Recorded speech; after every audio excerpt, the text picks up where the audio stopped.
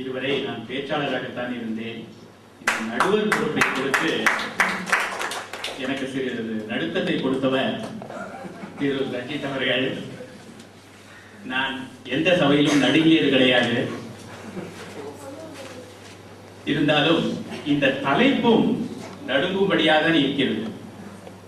முதலில் அவர் இந்த தலைப்பை கொடுக்கும் பொழுது இதில் என்ன அவ்வளவு பேசுவதற்கு இருக்கும் என்று நினைத்தேன்.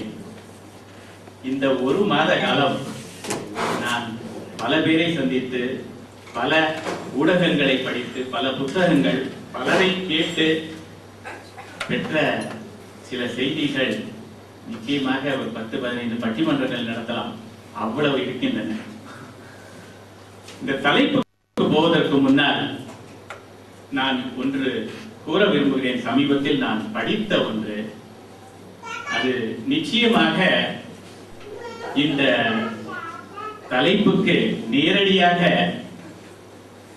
வலு சேர்க்காவிட்டாலும் இந்த கவிதையிலும் அது எழுதியவர் எவரோ அவருக்கு நான் நிச்சயமாக என் வணக்கத்தை தெரிவித்துக் கொள்ள வேண்டும். இது சமீபத்தில் விஜய் டிவியில் ஒரு அன்பரும் கூறினார். அருமையான ஒரு கவிதை.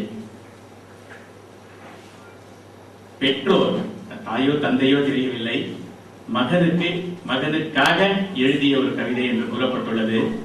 அதில் அது ஆரம்பமே இப்படி: மகனே,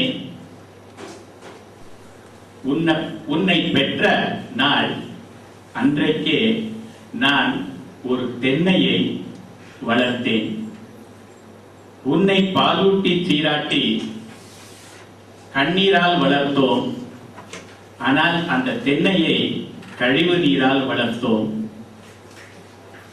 எங்கள் பொருட்செல்வம் அனைத்தும், சேர்த்து வைத்த செல்வம் அனைத்தும் உனக்கு கொடுத்து உனக்கு நல்ல கல்வி கொடுத்தோம். நன்றாக படித்தாய், பொருள் ஈட்ட வெளிநாட்டுக்கு சென்று விட்டாய். ஆனால் நாங்கள் வளர்த்த எங்கள் தென்னை இன்றைக்கும் எனக்கு நிழல் கொடுக்கிறது. அடுத்த வரி: என்னை ஈ மொய்க்கும் பொழுது, இது மிகவும் முக்கியமான வரியாக எனக்கு தோன்றிற்று. என்னை ஈ மொய்க்கும் பொழுது நீ ஈமெயிலில் மூழ்கி இருப்பாய். ஆனால் நான் உன்னை போல் வளர்த்த என் தென்னை என்னை விட்டு விடாது. தன் ஓலையால் என்னை பின்னி பிணைத்து இந்த ஊருக்கு வெளியே சேர்த்துவிடும். நீ கவலைப்படாதே, நன்றாக இரு. இந்த கவிதை எவ்வளவு அருமையாக இருக்காரு பாருங்க. இது எல்லார் மனதையும் தொட்டுவிடும். இதற்கு பலவற்றிற்கு பதிலும் வரும். ஆனால் இந்த பட்டிமன்றத்திற்கு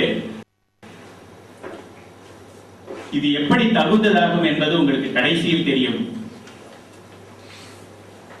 நான் சில பேரை இந்த தலைப்பை பற்றி கேட்டுக் கொண்டிருந்தேன். இரு பிரிவினர், சிங்கப்பூரில் பிறந்து வளர்ந்த இந்திய நண்பர்கள், அடுத்த தலைமுறைக்காக சேர்த்து வைப்பது அவசியமா? ஒரு பஸ் ஓட்டுநர் அருமையாக சொன்னார், என்னை என் பெற்றோர்கள் நன்றாக படிக்க வைத்தார்கள், அந்த செல்வம் எங்களுக்கு போதும் சார் என்றார். நான் சில வெளிநாட்டு ஊழியர்களை கேட்டேன். 10ல் 9 பேர், எங்க அப்பா நல்ல சொத்து வச்சிருந்தா நான் ஏன் சார் இங்க வந்து கஷ்டப்படுறேன் என்று அவர்கள் கூறினார். இதில் இருதரப்பும் இருக்கிறது, இதில் சிறிது குழப்பமும் இருக்கிறது. ஆகையால் இந்த சேர்ப்பது என்பது நிச்சயமாக நாம் அறிந்து தெரிந்து கொள்ள வேண்டிய ஒரு விஷயம். நான் பல செய்திகளையும் தொகுத்துள்ளேன். ஆனாலும் அறிஞர் கூறுவதை கேட்டு நம் குழப்பம் நீங்கும் என்று நான் நினைக்கிறேன். இங்கு அருமையான 6 பேச்சாளர்கள் இருக்கிறார்கள். இரு தரப்பிலும் பேசுறதுக்கு என் குழப்பம் கடைசியில் நீங்கிவிடும் என்று நினைக்கிறேன். பேச்சாளர்களை நான் ஒவ்வொருத்தராக அறிமுகப்படுத்த வேண்டாம். ஆனால் ஒரே ஒரு பேச்சாளரை நிச்சயமாக நான் இங்கு கூற விரும்புகிறேன். திரு ரஞ்சித் அவர்கள் மற்றவற்றை கூறிவிட்டார். அக்ஷயா, அக்ஷயம் என்றாலே உங்களுக்கு எல்லாம் தெரியும், எல்லை இல்லாதவர். அவரை நான் இந்த பட்டிமன்றத்துக்கு பேசுகிறாயா என்று கேட்ட பொழுது தலைப்பு என்ன என்று கேட்டார். நான் சொன்ன தலைப்பு இதுதான். உடனே அவர் அவசியம் இல்லை என்ற தலைப்பில் நான் பேச விரும்புகிறேன் அங்கிள். ஒரே வார்த்தை. நான் சிறிது யோசித்து ஏதாவது சிலது செய்திகளை தொகுத்து அப்புறம் சொல்கிறாயா என்றால் வேண்டாம். எனக்கு தெரிந்தது இதுதான், அவசியம் இல்லை. நான் அதை பற்றி பேசுகிறேன். உங்களுக்கு சில நாட்கள், பட்டிமன்றத்துக்கு சில நாட்கள் முன்பாக நான் பேசி காண்பிக்கிறேன் என்று சொல்லி அவர்களுடைய செய்திகளை எல்லாம் தொகுத்து அருமையாக சிறிது நாட்கள் முன்னாடி எனக்கு கொடுத்து விட்டார். நீங்கள் அதை கேட்கப் போகிறீர்கள். ஒரு சிறுமி இவ்வளவு அருமையாக செய்திகளை தொகுப்பதற்கு நிச்சயமாக இந்த பட்டிமன்றங்கள் ஒரு ஸ்டேஜ் என்று கூற வேண்டும். அவர்கள் இதை நன்றாக நடத்துவார். நீங்கள் கொடுக்கும் ஊக்கம் நிச்சயமாக அக்ஷயா மேலும் மேலும் பல பட்டிமன்றங்களில் பேசுவார் என்று எனக்கு நம்பிக்கை இருக்கிறது.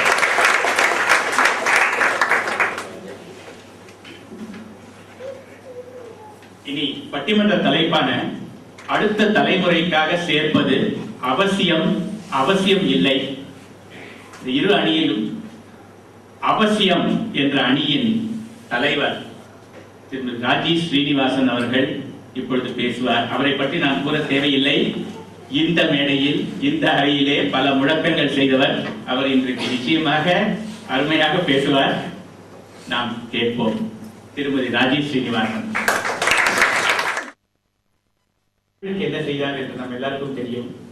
1967 நான் கல்லூரி படிக்கும் நாட்களில் ஒரு விழாவில் பேரறிஞர் அண்ணா கூறினார், இந்த பாரதியார் தமிழுக்காக தன் சொத்தை, தமிழே தன் சொத்தாக கொடுத்திருக்கிறார். ஆகையால் இந்த பாரதியாரின் மனைவிக்கு நாம் ஒரு சொத்து கொடுப்பதில் ஒன்றும் தவறு என்று அவர் கொடுத்திருக்கிறார். ஆனால் அந்த மனை பெற்றுக்கொள்ளும் போது அவர் மிகவும் வருத்தப்பட்டார். நான் இதை தமிழை விற்றதாக இந்த பணத்தை பெற்றுக்கொள்ள தயாரில்லை என்று. ஆனால் அண்ணா கூறினார், நிச்சயமாக அது இல்லை, இது தமிழன் தமிழுக்காக கொடுத்த ஒரு அன்பளிப்பு, இதை நீங்கள் ஏற்றுக்கொள்ள வேண்டும். இது பாரதியாருக்கு பெருமை சேர்க்கும். பல கவிஞர்கள் இதைதான் செய்திருக்கிறார்கள். சற்று முன்னர் திரு ரஜித் அவர்கள் சென்ற முறை பேசிய நண்பரை அறிமுகப்படுத்தும் பொழுது பட்டுக்கோட்டை கல்யாண சுந்தரத்தின் அண்ணன் மகன் என்று கூறினார்.